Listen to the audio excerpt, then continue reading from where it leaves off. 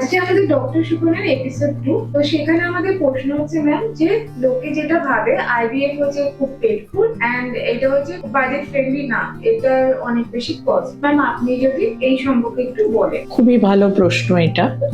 এটা অনেকজনের ধারণা আছে যে আইভিএফ পেইনফুল আর খরচা সাপেক্ষ। তো প্রথম প্রশ্নটার উত্তর দিতে যাই, এটা কি পেইনফুল কিনা। আইভিএফ যদি আমি ভাগ করে থাকি 3টে স্টেপ। প্রথমটা হচ্ছে ওভেরিয়ান স্টিমুলেশন, যেখানে হরমোনাল ইনজেকশন নিতে হয় 10 দিন ধরে, সেটা একটা ভাগ। তারপর হচ্ছে এগ রিট্রিভাল, ওপিও যেটা আমরা বলে থাকি, সেটা দ্বিতীয় ভাগ। আর তৃতীয় হচ্ছে এমব্রায়ো ট্রান্সফার। প্রথম ভাগে যখন হরমোনাল ইনজেকশন গুলো নেওয়া হয়, আজকাল খুবই পেশেন্ট ফ্রেন্ডলি ইনজেকশন ইনসুলিন টাইপের নিডল দিয়ে দেয়া হয়। তাতে একটা ইনসুলিন টাইপের সিরিঞ্জে যেটুকুনি ব্যথা কিংবা বেদনা পাওয়া যায় সেটা অতটা কষ্ট আজকাল আর হয় না।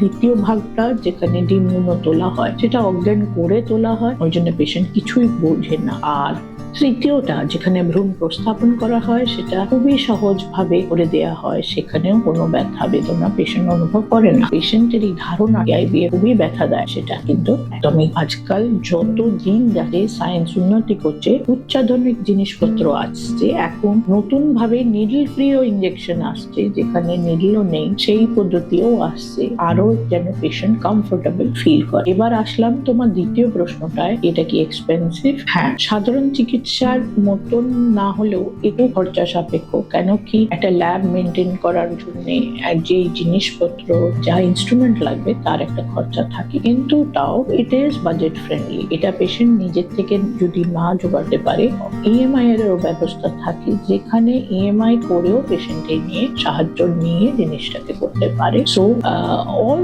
সর্টস, সব রকমই ব্যবস্থা থাকে, যে পেশেন্ট এই চিকিৎসাটাকে ইউজ